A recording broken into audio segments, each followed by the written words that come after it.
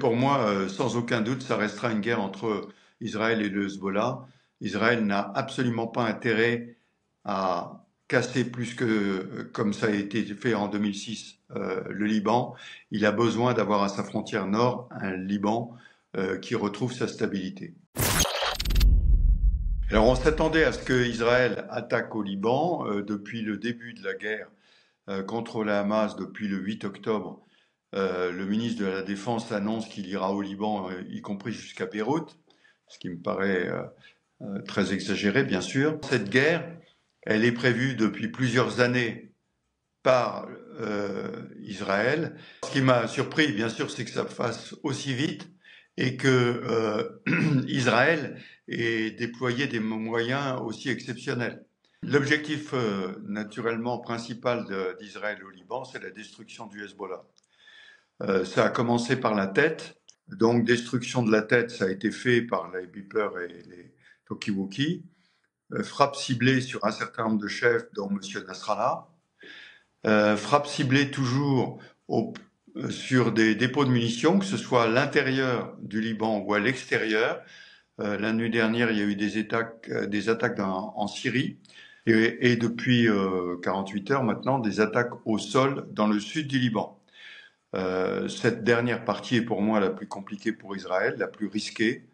Elle a déjà perdu 8 soldats hier et les combats au sud Liban risquent d'être extrêmement durs.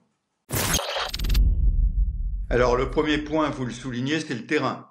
Vous connaissez le sud Liban, terrain montagneux, rocailleux, avec des vallées, avec des endroits pour des embuscades extrêmement bien choisis.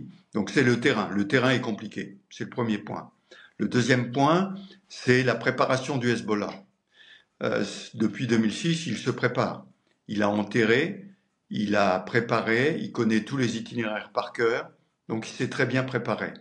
La préparation des hommes du Hezbollah également, de deux façons. La première, un certain nombre de petits chefs du Hezbollah ou d'unités d'élite ont combattu en Syrie, donc ils sont extrêmement aguerris. L'autre préparation, c'est la préparation psychologique. Ils se préparent à être des martyrs. Et donc, tous ces éléments font que c'est une guérilla qui va se présenter de façon extrêmement dure pour l'armée israélienne, qu'il ne faut pas sous-estimer, qui a des moyens considérables, bien sûr, et qui psychologiquement a des soldats dans les unités d'élite aussi, qui sont extrêmement bien préparés. J'en veux pour preuve des vidéos que j'ai vues de soldats israéliens se préparant par la prière à aller au sud Liban. Donc on a à la fois des techniques d'un côté de la guérilla, de l'autre côté d'une armée régulière bien préparée, bien protégée, mais aussi une guerre psychologique dans ces soldats qui veulent aller jusqu'au bout. Bon, je disais que la tendance d'Israël a toujours été d'occuper cette zone entre le Litanie et le sud Liban. Elle a abandonné cette idée en 2000. En 2006, elle a refait une incursion qui n'a pas été heureuse, c'est le moins qu'on puisse dire. Et donc, aujourd'hui, ceci ne suffira pas, parce que les moyens de lancement du Hezbollah ont une portée supérieure, et donc iront plus loin. Donc je pense que réellement, aujourd'hui, et c'est ce qu'on va voir dans les jours qui viennent, le problème ne peut être réglé que par l'Iran.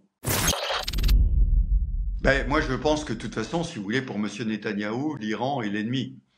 Et c'est l'ennemi à abattre. Et il veut chercher à profiter d'une double fenêtre d'opportunité. La première, les élections américaines. Et le deuxième, c'est de cette escalade et de la neutralisation du Hezbollah et de l'infiltration au sein du dispositif iranien. Donc pour eux, c'est une chance exceptionnelle qu'il faut saisir. Donc c'est une configuration qui s'élargit, qui élargit considérablement le dispositif, et je répète, qui au sud Liban va se heurter de toute façon à la réalité du terrain et du combat, j'allais dire presque du corps à corps.